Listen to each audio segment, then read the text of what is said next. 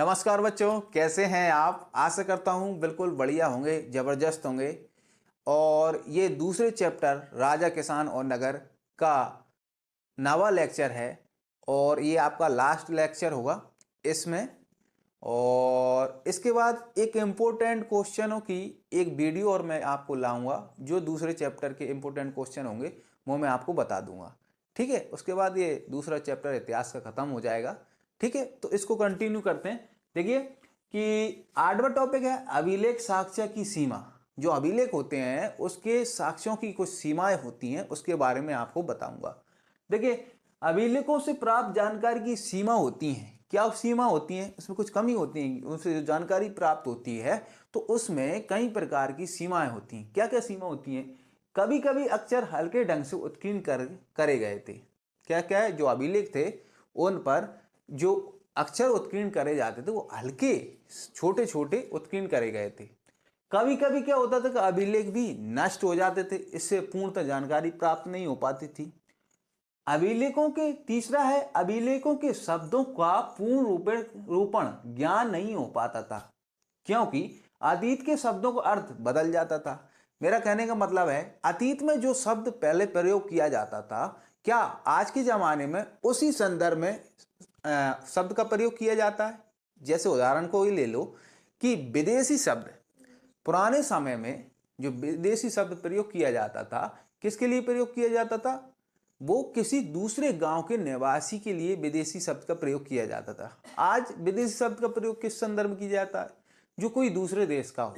इस प्रकार शब्दों के अर्थ इतिहास से बदल जाते हैं। इतिहास में जो अर्थ प्रयोग किया जाता था वो आज नहीं किया जाता है ना। तो उसके सही अर्थ प्राप्त करने की जो कोशिश करते थे इतिहासकार, तो सही जानकारी प्राप्त नहीं कर पाते थे, मतलब सही अर्थ प्राप्त नहीं कर पाते थे। इसका मतलब यही है, अभिलेखों में सामान्य बातों का जिक्र न होकर विशिष्ट बातों का जिक्र होता था।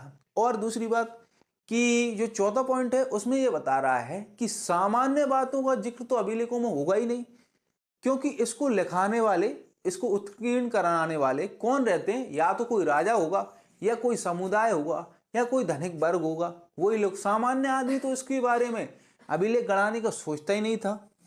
ठीक है, अभिलेखों से केवल अभिलेख लिखने वाले व्यक्ति की या समुदाय की जानकारी प्राप्त हो पाती थी। यही इसकी कुछ सीमाएं हैं। ठीक है, और क्या है, 19वीं सदी और 20वीं सदी के समय के जो इतिहासकार थे उनकी रुचि थी राजाओं महाराजाओं के जीवन काल के संदर्भ में। क्या थी उनकी रुचि? किस संदर्भ में थी? राजाओं और महाराजाओं के जीवन काल के संदर्भ में रहती थी। लेकिन 20वीं सदी के अंतिम समय में जो इतिहासकारों की रुचि थोड़े परिवर्तित होने शुरू हुई, उन्होंने क्या है, इतिहास के अन्य पक्षों पर भी ध्यान देना शुरू कर दिया। इतनी बात आपको समझ में आई? ये आपका टॉपिक है अभिलेखों से प्राप्त सीमाएं, और उसी का ये लास्ट टॉपिक था। अब आपकी स्क्रीन पर किताब को पढ़ रहा हूं, ये मैंने जो समझाना था वो आपको समझा दिया। अब मैं किताब को पढ़ रहा हूं, उसमें कुछ और थोड़ा बहुत रह गया होगा तो आपको समझ में आएगा। आपके जो स्क्रीन पर भी वो दिखेगा, आप किताब भी देख सकते हैं।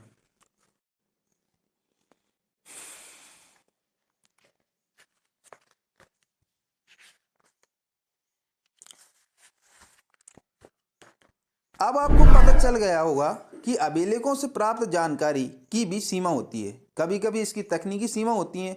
अक्षरों को हल्के ढंग से उत्कीर्ण किया जाता है, जिन्हें पढ़ पाना मुश्किल होता है। साथ ही अभिलेख नष्ट भी हो सकते हैं, जिससे अक्षर लुप्त हो जाते हैं। इसके अलावा अभिलेखों के शब्दों के वास्तविक अर्थ के बारे में पूर्ण रूप से ज्ञान हो पाना सदैव सरल नहीं होता, क्योंकि कुछ अर्थ किसी विशेष स्थान या समय से संबंधित होते हैं। यदि आप अभिलेख के शोध पत्रों को पढ़ें तो आप पाएंगे कि विद्वान इनके पढ़ने के वैकल्पिक विधियों पर चर्चा करते रहते हैं। यद्यपि कई हजार अभिलेख प्राप्त हुए हैं, लेकिन सभी के अर्थ नहीं निकाले जा सके हैं या प्रकाशित किए गए हैं या उनके अनुवाद किए गए हैं। इनके अतिरिक्त अनेक अभिलेख रहे होंगे जो कालांतर में सुरक्षित नहीं बचे हैं। इसलिए जो अभिलेख अभी उपलब्ध हैं वह संभवतः कुल अभिलेखों के अंश मात्र हैं जिनसे जानकारी आपको प्राप्त हुई है। इसके अतिरिक्त एक और मौलिक समस्या यह है कि जरूरी नहीं है कि जिस समय आज राजनीतिक और आर्थिक रूप से महत्वपूर्ण मानते हैं उन्हें अभिलेखों में अंकित किया गया हो। उदाहरण के तौर पर खेती की दैनिक प्रक्रियाएं और रोजमर्रा की जिंदगी के सुख दुख का उल्लेख अभिलेखों में नहीं मिलता है, क्योंकि प्राय अभिलेख बड़े और विशेष अवसरों का वर्णन करते हैं। इसके अलावा अभिलेख हमेशा उन्हीं व्यक्तियों को विचार व्यक्त करते हैं जिन्हें जो उन्हें बनवाते थे। इसलिए इन अभिलेखों में व्यक्त विचारों की समीक्षा उन विचारों के परिप्रेक्ष्य में करनी होगी, ताकि अपने अतीत के बेहतर ज्ञान हो सके।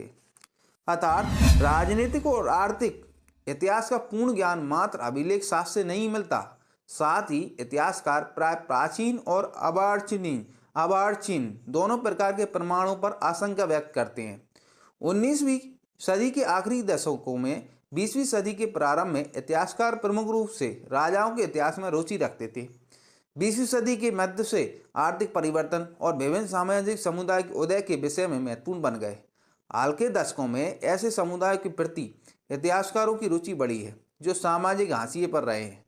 इससे संभवतः प्राचीन स्रोतों पर पुनर्विचार किया जाएगा और विश्लेषण की नई विधियां विकसित होंगी। ये आपका लास्ट टॉपिक था। सीमाएं मैंने आपको पहले समझाई थी। अब आपका काल रेखा को और बता दूं चित्र के माध्यम से। आपके कुछ काल रेखा के संदर्भ में कुछ चित्र स्क्रीन पर भी दिखेंगे और कुछ मैं यहाँ पे समझाने का काम भी करूँगा। यहाँ पे देखिए,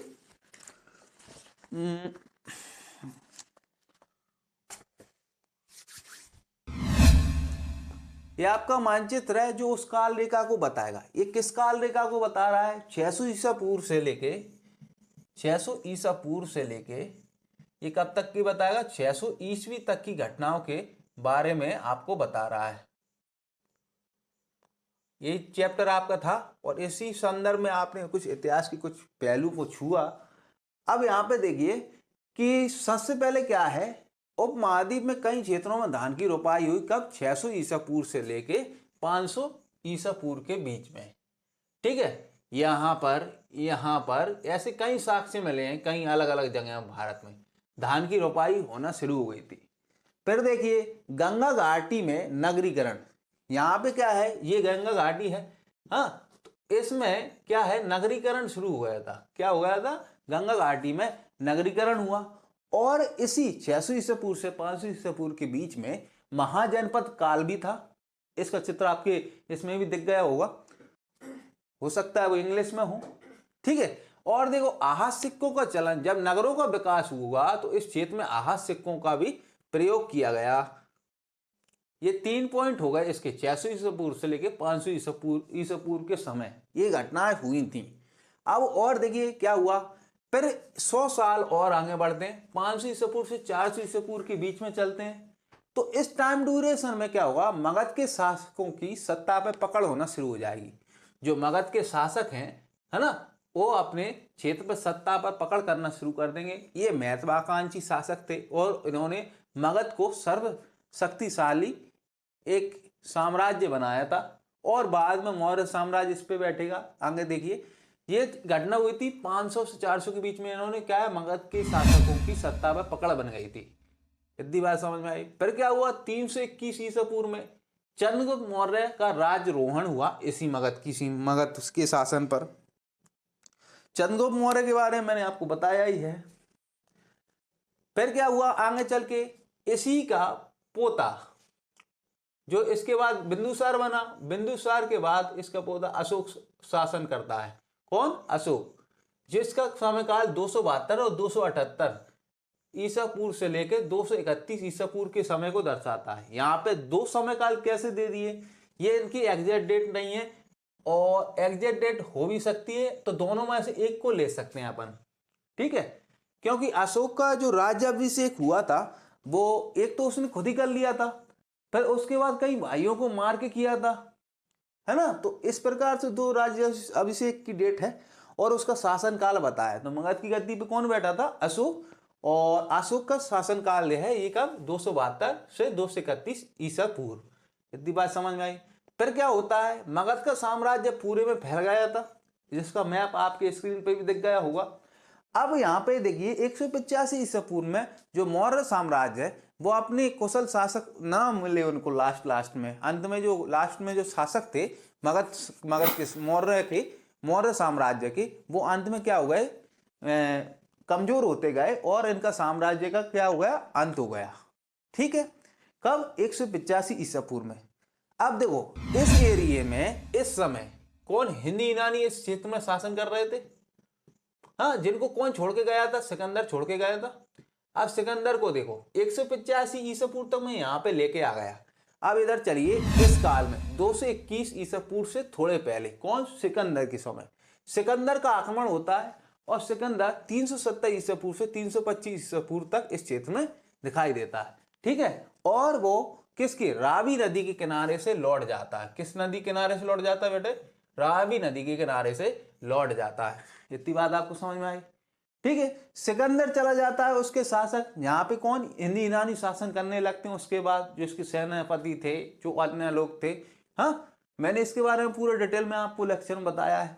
और देखिए फिर इसके बाद क्या हुआ, यहाँ पे शक शासन शुरू हो जाता है 200 ईसा पूर्व से 200 ईस्वी के समय। शकों के बारे में भी आप मैप में देख सकते हैं, उसमें मैप आ रहा होगा स्क्रीन पर। और क्या है, ये कब, शक कब बन बैठे थे इसमें, 200 ईसा पूर्व से 200 ईस्वी तक इनके इस क्षेत्र में क्या था, शासन था। और इस क्षेत्र में मैंने एक और चीज बताई थी कि चोलचेर पांड्य थे। हाँ, तो चोलचेर पांड्य 200 ईसा पूर्व से लेके 100 ईसा पूर्व तक रहे हैं इसमें। इधर देखिए, फिर देखो दक्षिण में चोलचेर पांड्य और दक्षिण में सातवाहन 200 ईसा पूर्व से लेके 100 ईसा पूर्व। जो चोलचेर पांड्य वो कई और समय काल तक भी रहे हैं, तो इनको अभी छोड़ो। लेकिन यहाँ पे सातवाहनों का काल देखो, 200 ईसा पूर्व से लेके 100 ईसा पूर्व के समय इस वाले क्षेत्र में कौन रहते थे, सातवाहन। मैप में भी देख सकते हैं।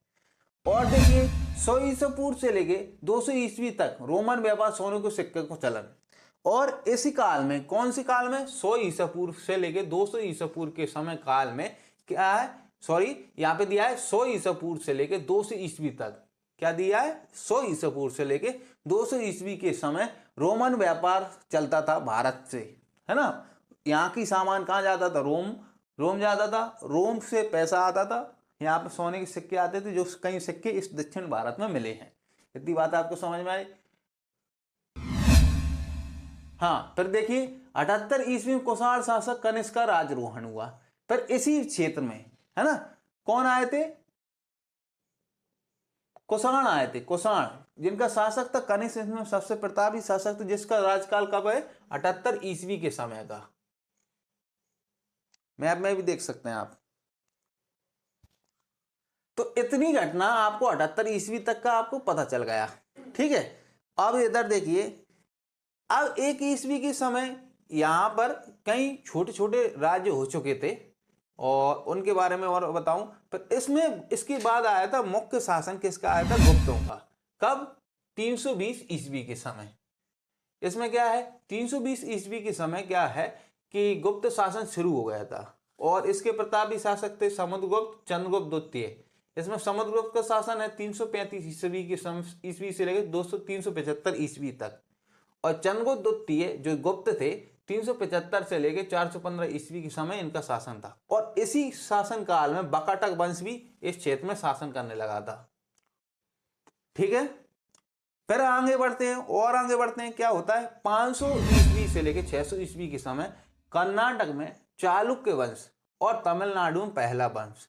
कर्नाटक ये वाला क्षेत्र है, ठीक है, और इस क्षेत्र में चालुक्य वंश 500 ईस्वी से लेकर 600 ईस्वी के समय तक इस वाले क्षेत्र में। ठीक है, तमिलनाडु में क्या था, पहला वंश थे। तमिलनाडु इस बेल्ट में आता तो यहाँ पे पहला वंश था। कब, 500 ईस्वी से लेकर 600 ईस्वी के समय। फिर क्या हुआ, इस समय काल के बाद उत्तर भारत में क्या हुआ, किसका शासन हुआ, कन्नौज के राजा हर्षवर्धन का। हाँ, जो पुष्यभूति वंश के शासक थे।